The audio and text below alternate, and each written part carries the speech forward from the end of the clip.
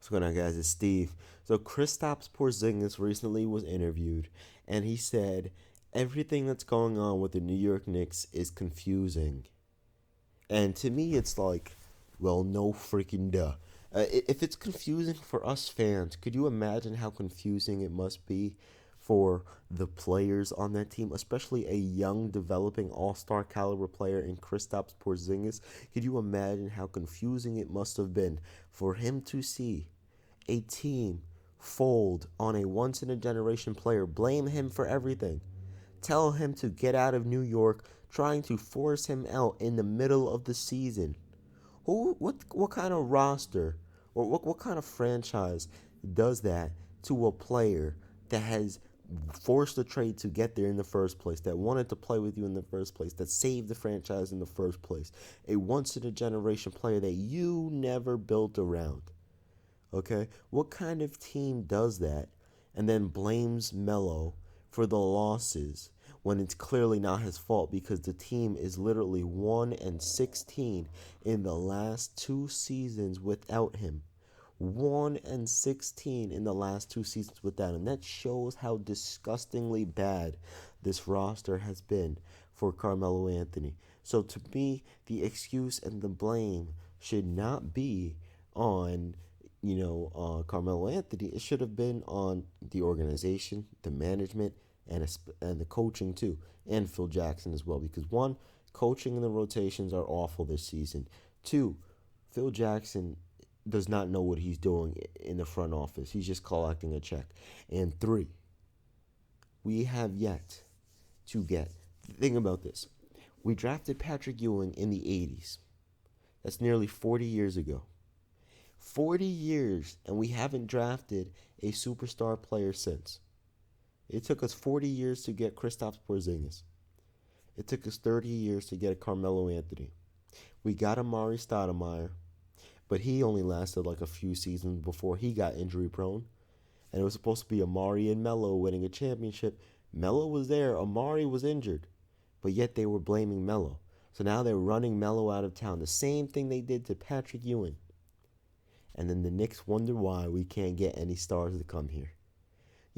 So to me, it's like, why would Kristaps Porzingis stay on this franchise as soon as Melo leaves?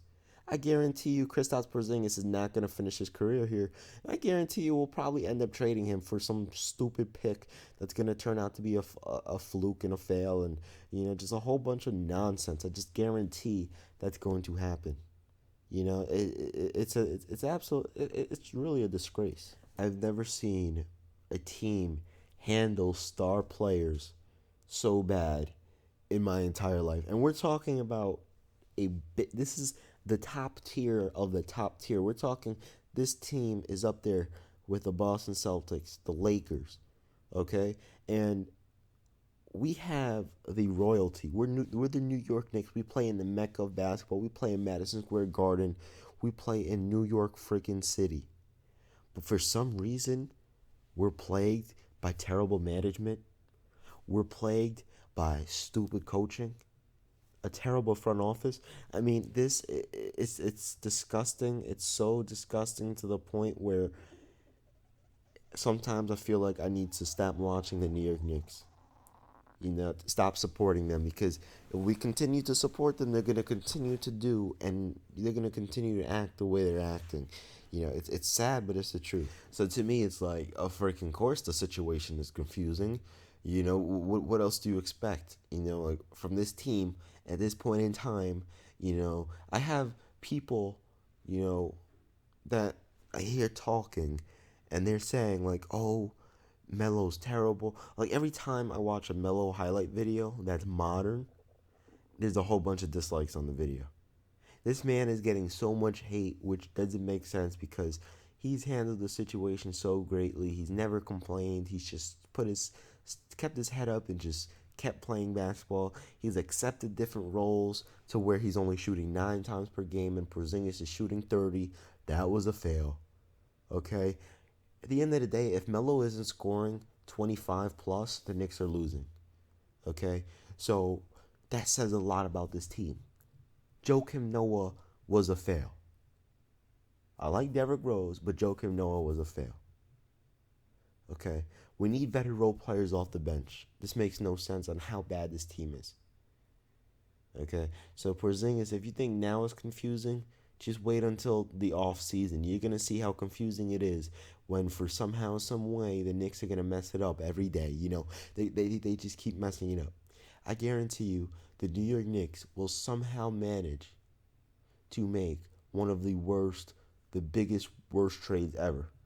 Up there with DeMarcus Cousins, like that bad, like giving up Derrick Rose for, a second round, like something crazy like that, or them trading Carmelo Anthony for, who knows, let me see, like a backup point guard or something, like him trading, um, Phil Jackson trading Carmelo Anthony for a Sergio Rodriguez, something disgusting like that.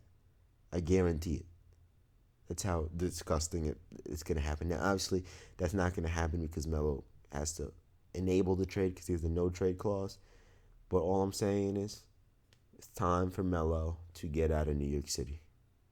It's gotten to that point. It has. It's time for Carmelo Anthony to pack his bags and go to Cleveland or go to the Los Angeles Clippers. It's gotten that bad in New York City. And for the disgusting fans that are booing Melo, that are saying he's washed up and all this other crap, when he starts winning, I don't want to hear anything from you. I don't want to hear you say, "Oh, look at him now. He's so good. Oh, I've been a fan." I don't want to hear any of that crap. Because Melo's still Melo. It's so obvious he still has it. Okay? It's just, when you play around negativity like that, what do you expect to happen? When you're around negativity like the New York Knicks, what the hell do you expect to happen? We had Brandon Jennings that wanted to be waived so badly that we actually waived him. And now we don't have a backup point guard. We have Ron Baker as our backup point guard. Are you freaking kidding me? So all I'm gonna say is, Porzingis, it's just gonna get worse and worse and worse and worse and worse, and it's never gonna end. It's never gonna end until we revamp our entire front office. Now that the Knicks topic is out of the picture, Stephen Curry came out and said that Russell Westbrook. Well, he came out and talked about Russell Westbrook and James Harden and the whole MVP shabam.